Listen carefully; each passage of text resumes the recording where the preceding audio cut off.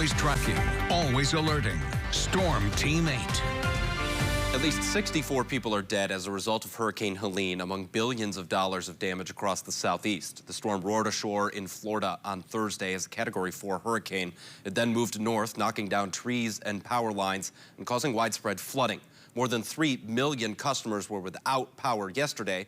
Meteorologist Sarah Flynn is following the latest from Helene in the tracking center. Sarah, what are we seeing now? Yeah, the good news is it's been downgraded rather quickly as of yesterday morning, simply just a low pressure system, which is what brought us some of those scattered showers near and south of I-94 yesterday morning. Today, not a whole lot of concerns with it, not only here in West Michigan, but across much of the central region of the country. Ohio is seeing the most scattered showers, but luckily the target areas like North and South Carolina that have seen some of that most impactful flooding, especially as it's moved further up to the north, should remain those dry and quiet conditions. Here's a look closer at what we're dealing with here in West Michigan. You may notice a little bit of a drizzle as you're headed out the door. That is going to be a factor today, but it's not going to be very widespread. And in fact, by sunrise, I think we should be dry. Temperatures today will top off in the mid to upper 70s this afternoon. So still about 5 degrees above average for the end of September. Partly cloudy skies will persist out there, and it will continue to just be a touch breezy. Those winds will continue to come from the northeast at about 10 to 15 miles per hour, so that may make it feel just ever so slightly cooler to you.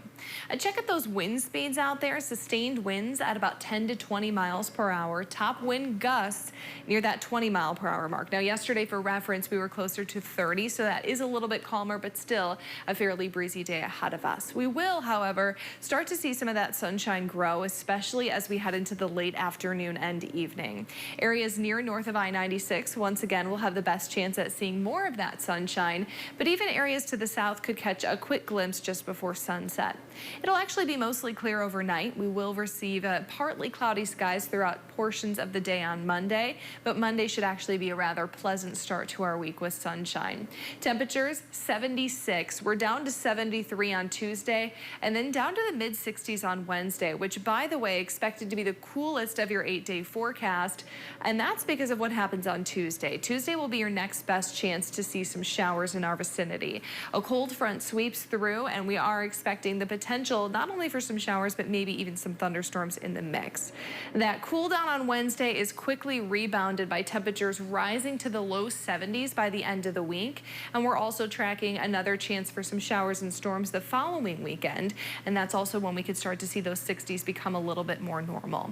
Now, I want to head back to the tropics right now, because this may be something you're hearing about. There are 2 systems that they're already keeping an eye on. Not named yet, not confirmed that they're going to develop, but about a 50% chance that another system will move through the Gulf and could, of course, impact the United States, and another high chance off towards the central Atlantic Ocean that will continue tracking our direction as well. So it is going to be a busy couple of weeks for the tropics.